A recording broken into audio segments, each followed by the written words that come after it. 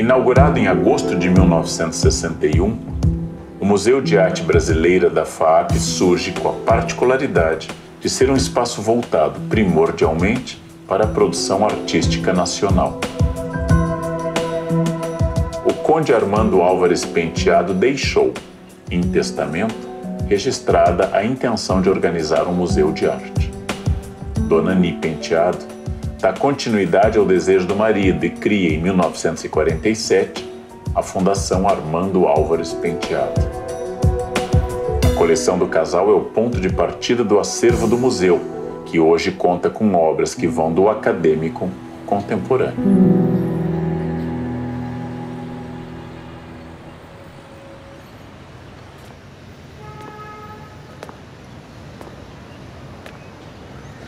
A primeira exposição do MAB tratou do barroco no Brasil e exibiu cerca de 300 peças. Recebeu os moldes em gesso dos profetas criados pelo mineiro Aleijadinho e das fachadas das igrejas de São Francisco e do Carmo, em Ouro Preto, que continuam até hoje aqui no saguão de entrada da FAAP.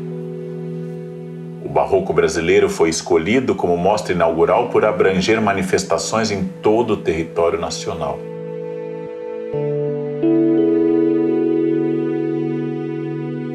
Entre os grandes atrativos do museu está uma obra-prima coletiva. Instalados para a abertura do MAB, os vitrais foram realizados pela famosa Casa Conrado, empresa fundada em 1889 pelo alemão Conrado Sorgenich. Entre os anos de 1920 e 1930, a arte em vitrais teve seu primeiro auge na cidade de São Paulo. Para além da execução impecável, o quase monopólio da Casa Conrado se deveu também à parceria com o engenheiro e arquiteto Ramos de Azevedo. Este conjunto, composto por unidades assinadas por gigantes das artes visuais, tem ao todo mais de 350 metros quadrados de vitrais. O do teto é de autoria da artista Cláudia Andujar, conta com 121 partes e, segundo a artista, representa uma floresta tropical. O nativo aqui retratado em uma dança lindíssima de luz e cor.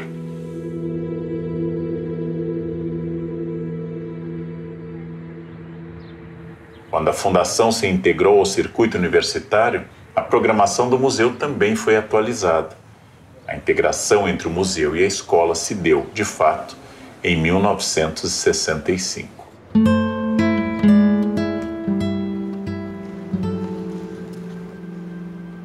As mulheres representam mais de metade da população brasileira. No curso de graduação de Artes Visuais da FAAP, são 78% do total de alunos. Apesar disso, elas representam apenas 25% dos quase 700 artistas do acervo do museu. O predomínio do ponto de vista masculino ocidental, que aparece em tantas situações e também na posição do historiador de arte, pode levar à impressão de que nunca tivemos tantas artistas mulheres qualificadas. A verdade é que esta acaba sendo uma justificativa falaciosa para o fato de não as encontrarmos em espaços culturais. Aqui, nos bastidores do MAB, conheceremos os trabalhos de 5 mulheres que marcaram movimentos, períodos ou grupos e que foram revolucionárias em seus comportamentos e estéticas.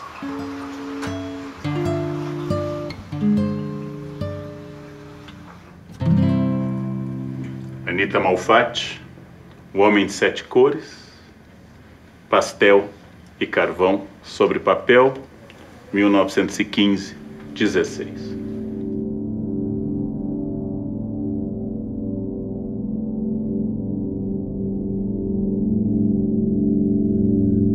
O pastel e o carvão sobre o papel têm especificidades de manutenção complexas, ou pelo menos distintas, de óleo sobre tela, não?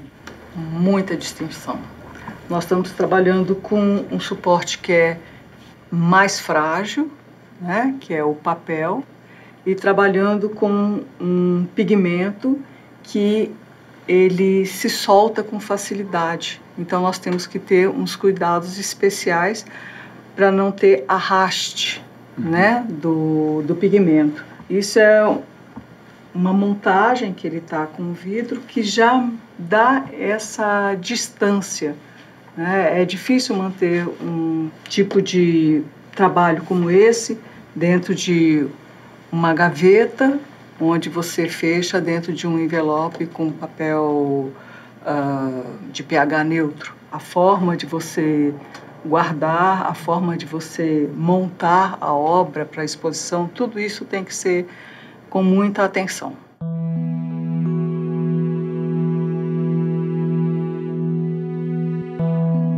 Um homem com um corpo disforme, uma influência muito grande da arte alemã expressionista. A obra coincide com a data da Primeira Guerra, o Brasil entrou na guerra em 1917. Nós temos um homem anguloso, com um corpo que não cabe no quadro, um corpo desproporcional, com absolutamente tropicais bananeiras, como aquelas que Lazar Segal tinha e se especializado ao representar na modernidade o seu mulato diante de bananeiras.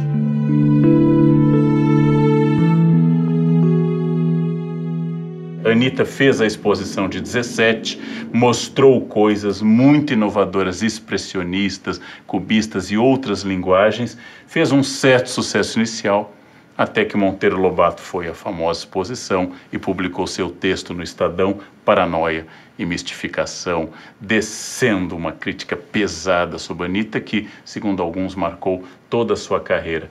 Mesmo assim, Anita faz parte da Semana de 22 e esse quadro é uma das raízes, é uma das fontes para essa modernidade de 1922. Anita se transforma em uma referência. Apenas 2 mulheres foram convidadas para a Semana de 22. A carreira dessa artista genial e talentosa está cheia de perguntas que nós não temos resposta. Afinal, seria a crítica de Monteiro Lobato, Paranoia e Mistificação, em 1917, aquilo que provocou uma reação contra Anita? São perguntas que nós não temos uma resposta, mas quando olhamos quadros desta fase, como esse Homem Sete Cores, olhamos o Homem em Amarelo, olhamos todas as obras de Anita durante a guerra ou até a década de 20, início da década de 30, nós vemos uma artista cheia de ideias, com uma energia criativa extraordinária, tentando caminhos, dialogando com o expressionismo, dialogando com todas as grandes vanguardas cubistas, desconstrutivistas do sentido na arte.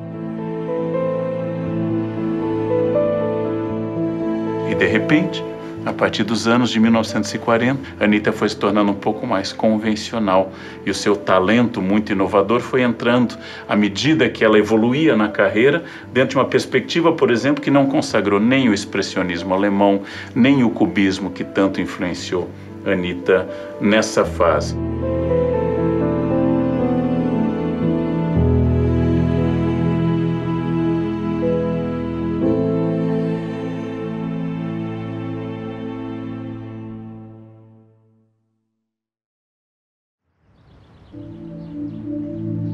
Se obras de 100, 200 anos ou mesmo recentes não forem mantidas, conservadas e restauradas de forma adequada, há um risco de um museu perder o seu acervo.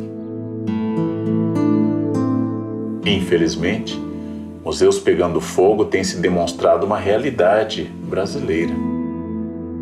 Faz pouco tempo que um incêndio no Museu Nacional do Rio de Janeiro praticamente destruiu o acervo de mais de 20 milhões de itens. Em dezembro de 2015, chamas consumiram 3 andares e a cobertura do Museu da Língua Portuguesa em São Paulo.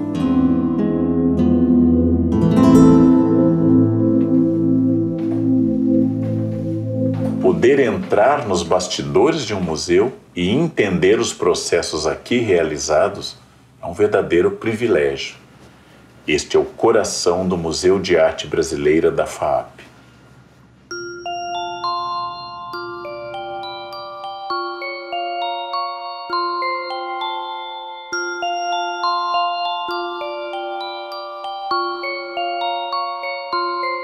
Aqui nós estamos com óleo sobre tela de uma artista consagrada. Estamos diante do sapo, que é de 1928, ano significativo do Abaporu, o sapo que repete uma espécie de citação de um sapo que apareceu na Cuca de 1924.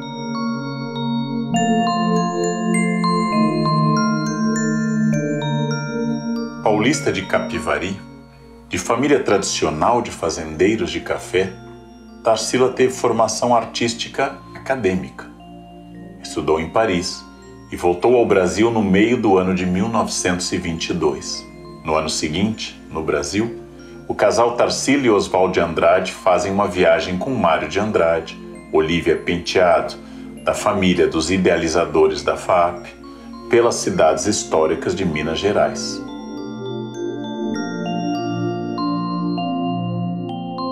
Tarsila inicia seus desenhos com temáticas nacionais que dão origem à série Pau Brasil, título do poema, que Oswald fez em 1925 e que Tarsila ilustra.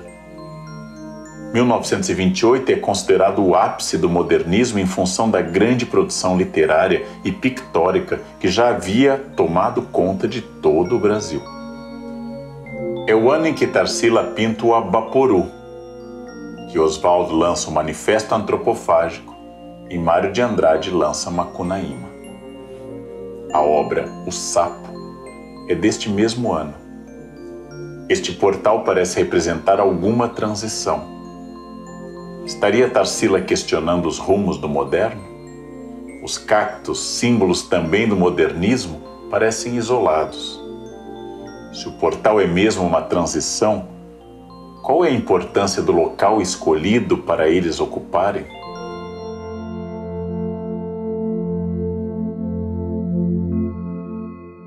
Quais são os cuidados especiais de conservação de uma obra de uma artista icônica e ainda óleo sobre tela?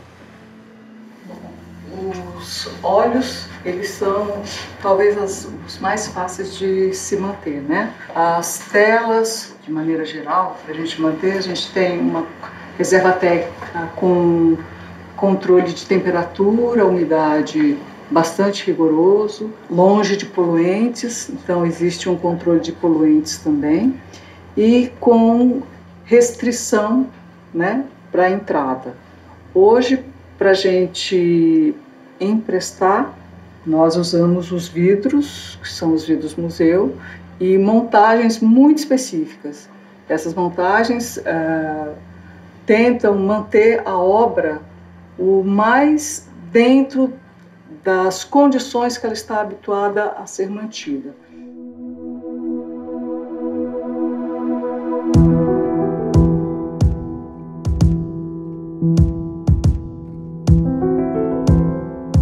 Existem obras que são intocáveis, são sagradas, são preservadas atrás de vidros protegidos. Existem obras em que nós queremos a máxima distância entre a obra do artista e o público.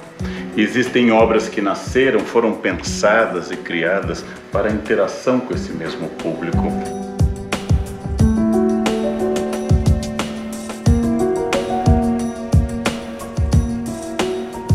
Estamos diante da Mary Vieira, uma artista aqui de São Paulo, uma artista que trabalhou formas entre 48 e 67, até o início dos anos 70, com formas que fossem intercambiáveis, moldáveis e acessíveis, com côncavos e convexos, com a capacidade de ser modificada pelo público.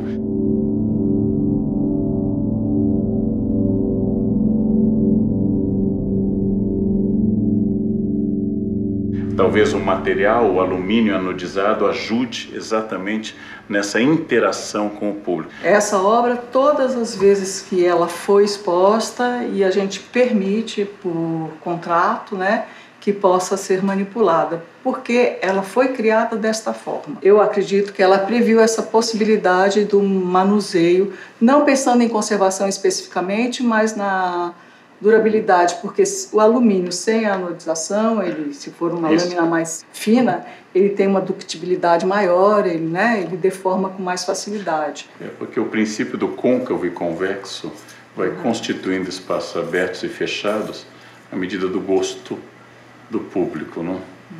E esse contato tátil, esse contato manual com a obra, ele tem uma certa emoção.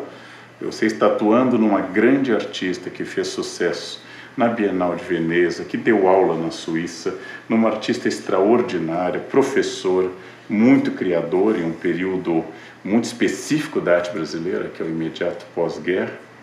Então é como se você, eu que não tenho o menor talento artístico, se tornasse de uma forma estranha co-criador de uma forma e de uma arte. Isso é extraordinário, mas é só até aqui que eu me permito.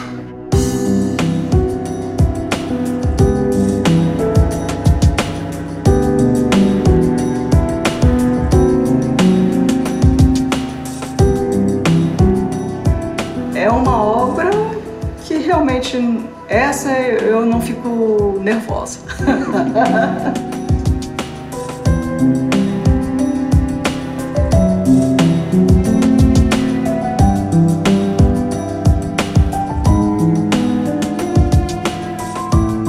Mas a arte, por essência, como nós já vimos tantas vezes aqui, ela é algo único e irrepetível que está morrendo a partir do momento que é feita.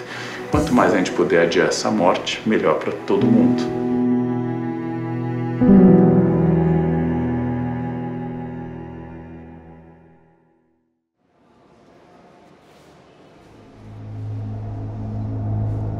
A normalidade sempre foi uma busca das pessoas, mas a arte é sempre um cruzamento entre o mundo chamado normal, o mundo aparente, o mundo previsível, comportado, e o mundo da insanidade. A loucura sempre seduziu os artistas. A loucura é uma forma de aproximação desse universo inconsciente.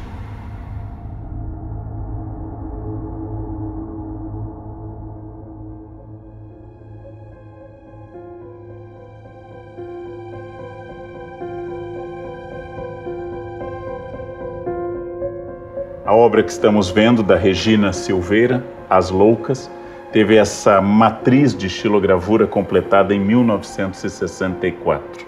As Loucas, da Regina, trata exatamente da questão da insanidade, dessa perturbação do hospital psiquiátrico e de um acesso a um processo de criação artística ligado aos internados no hospital.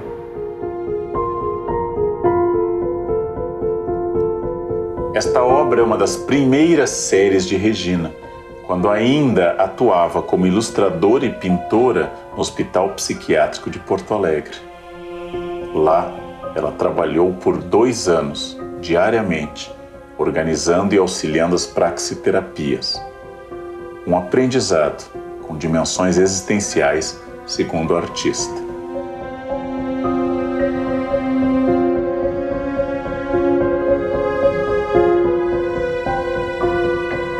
Uma aluna do grande Iberê Camargo, professora que viria trabalhar em São Paulo, aqui na FAP, e também em outras grandes instituições, e fez então essa gravura sobre a loucura, sobre a quebra da racionalidade, a quebra desse mundo previsível, a quebra da ordem cartesiana, da ordem matemática do universo. E nesse caso, essa é uma publicação com várias gravuras, né? As pessoas compravam essa publicação, que devia ser muito especial, e transformavam também em quadros, provavelmente. Aí, inclusive a gente expõe, aí você faz uma montagem dentro de uma moldura, normalmente envidraçada, às vezes até dentro de vitrine, né? Mas sempre protegida. Às vezes você trabalha com alguns papéis que têm uma gramatura menor, então o que vai diferenciar é a forma de você manusear, a delicadeza, né, para o manuseio, e a guarda. Você tem que ter guardas que protejam o suporte a ponto de não ter quebra da fibra ou qualquer coisa semelhante.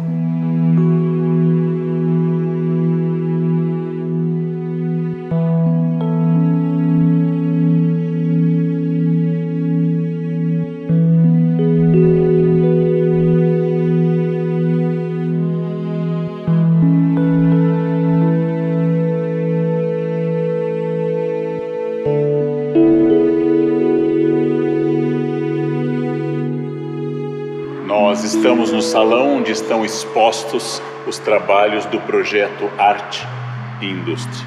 Este ano, a homenagem é para Anabela Geiger, uma artista múltipla, uma artista que trabalhou em inúmeros suportes. Aqui é a obra Brasil Nativo, Brasil Alienígena, de 1977.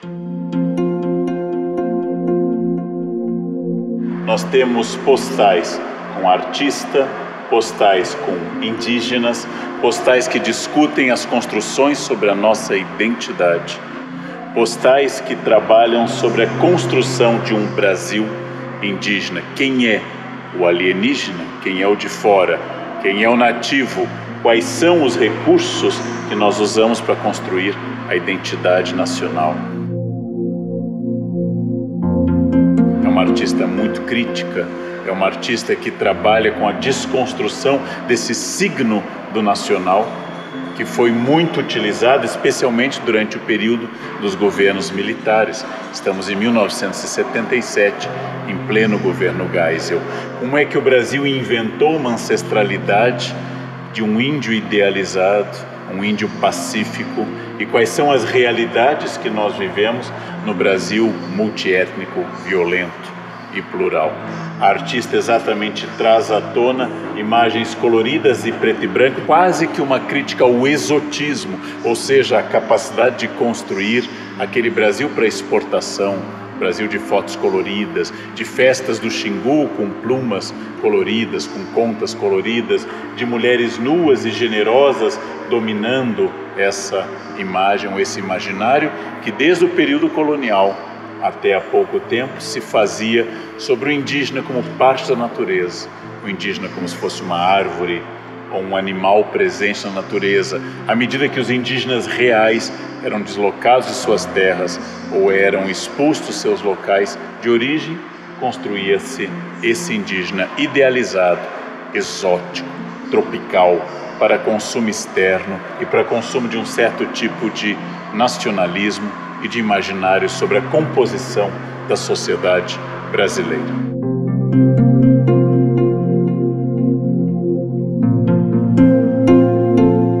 O fato de que até hoje muitas reservas indígenas são cobiçadas por madeireiros, por mineradores e por outros projetos traz à tona que a ideia de Anabela Geiger continua muito atual. Afinal, faz mais de 500 anos que nós temos debatido, eliminado, massacrado, escravizado, utilizado, idealizado e produzido um discurso sobre o indígena, ora como perigoso, ora como alvo de catequese, ou como alvo do nacionalismo, ora como obstáculo ao progresso brasileiro. As questões que Anabela Geiger trouxe continuam sendo debatidas hoje, nesse momento, no Brasil.